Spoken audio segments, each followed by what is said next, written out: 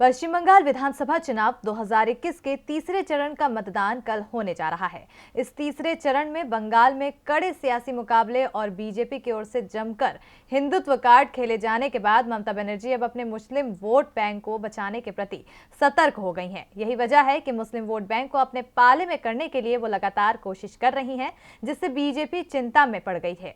तो कितनी सीटों पर मुस्लिमों का प्रभाव है और पिछले चुनाव में किसके पूरे हुए थे ख्वाब, देखिए इस रिपोर्ट में। पश्चिम बंगाल की सियासत में राजनीतिक दल धर्म को हथियार बनाकर विरोधी दलों को घायल करने में लगे हैं।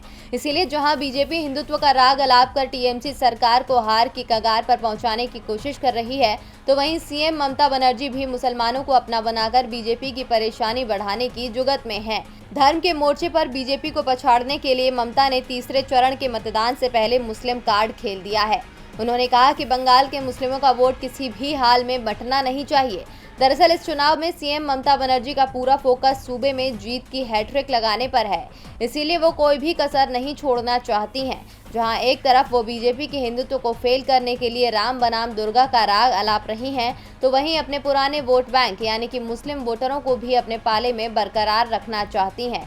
लेकिन पिछले कुछ दिनों से बीजेपी उन पर आरोप लगा रही है कि ममता मुसलमानों को भूल चुकी है और वो हिंदुत्व की तरफ आगे बढ़ रही हैं। बीजेपी के इन आरोपों का जवाब देने के लिए ममता मुस्लिमों से अपील कर रही हैं।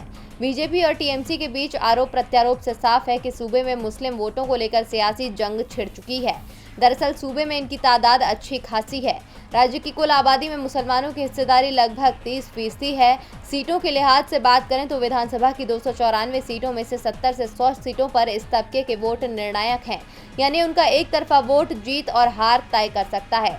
साल 2006 तक राज्य के मुस्लिम वोट बैंक पर वाम मोर्चा का कब्जा था, लेकिन उसके बाद इस तबके के वोटर धीरे धीरे ममता की तृणमूल कांग्रेस की ओर आकर्षित हुए और साल 2011 और 2016 में इसी वोट बैंक की बदौलत ममता सत्ता में बनी रही।